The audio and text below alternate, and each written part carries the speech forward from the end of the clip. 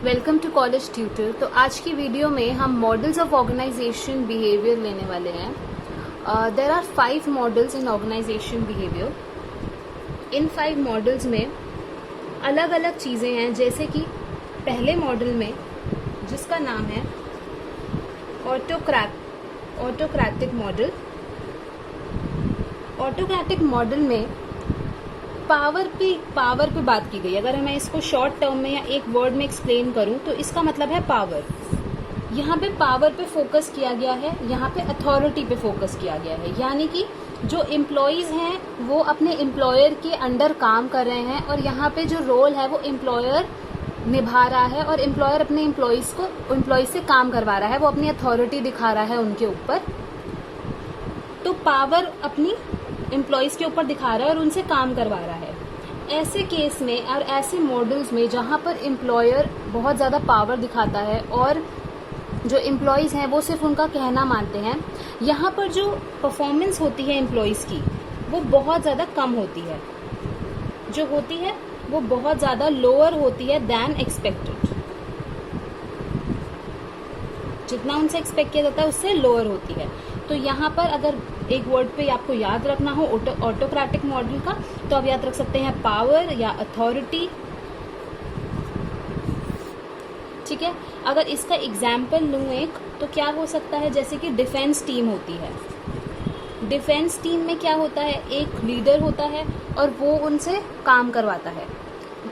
ये अलग बात है कि अगर वो लीडर अच्छा है, यानी कि अगर वो सिर्फ एक अथॉरिटी के उससे नहीं बल्कि एक एम्प्लॉइज के सेटिस्फैक्शन के लिए भी बोल रहा है, तो काम अच्छा होगा। लेकिन ऑटोक्रेटिक मॉडल में ये बोला गया है कि यहाँ पर जो एम्प्लॉयर है वो बहुत ज़्यादा अपनी अथॉरिटी को दिखा रहा है और पावर का इस्तेमाल करके एम्प्लॉइज से काम करवा रहा है, लेकिन एम्प्लॉइज की जो परफॉर्मेंस है वो लोअर दैन एक्सपेक्टेड होती है इस मॉडल में।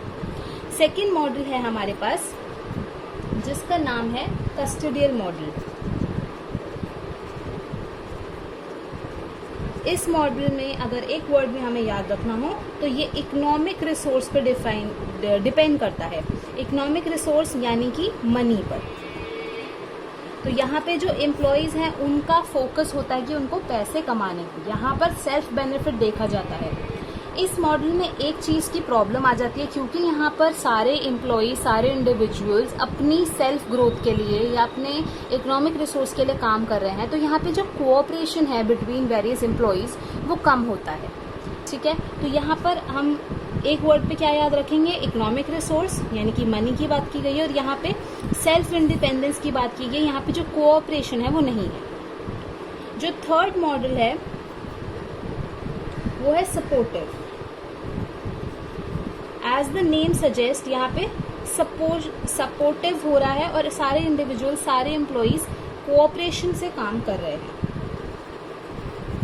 सपोर्टिव मॉडल का अगर हमें एक वर्ड याद रखना हो तो हम उसको कह सकते हैं लीडरशिप। यहाँ पे जो लीडर है वो एज अ लीडर तो काम कर रहा है, लेकिन वो सारे एम्प्लॉयज को साथ लेके चल रहा है। ठीक है, यहाँ पे वो एम्प्लॉयज को मोटिवेट कर रहा है, यहाँ पे वो एम्प्लॉयज से काम करवा रहा है और उनकी परफॉर्मेंस अच्छी हो रही है, क्योंकि वो जानते हैं कि जो हमारा एम्प्लॉयर है वो हमारे सपोर्ट में है, वो हमें मोटिवेट कर रहा है और हमारे बेनिफिट के लिए हमें बोल रहा है काम करने को। फोर्थ मॉडल है कॉलेजियल मॉडल। यहाँ पे कलीग्स की बात की गई है, यहाँ पे कोऑपरेशन वर्क की बात की गई है।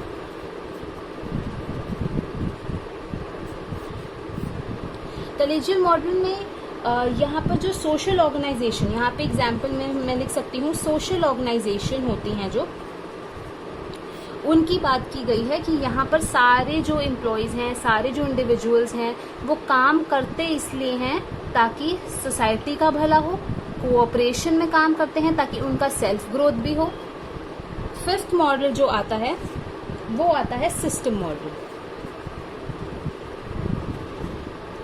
सो सिस्टम मॉडल में सेल्फ मोटिवेशन है, ट्रस्ट है और परफॉर्मेंस जो है वो ज़्यादा है then expected.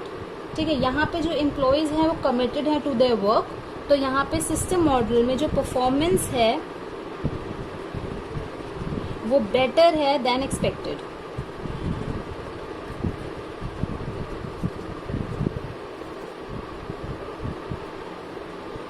So I hope आपको मॉडल समझ आए हों। अब हम हमारे नेक्स्ट टॉपिक पर चलते हैं।